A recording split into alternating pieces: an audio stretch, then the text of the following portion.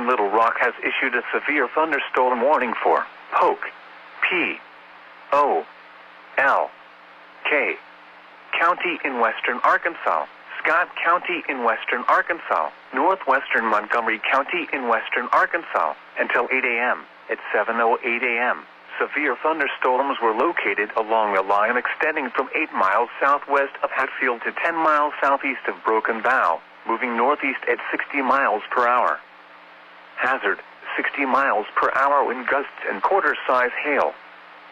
Source, radar indicated. Impact, hail damage to vehicles is expected. Expect wind damage to roofs, siding, and trees.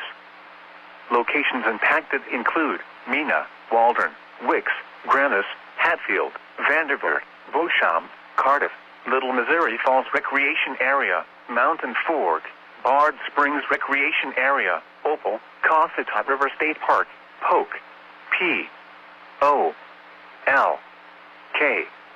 County Fairgrounds, Mena Intermountain Airport, Mccauley, Shady, Oliver, Hartley, Morgan Springs.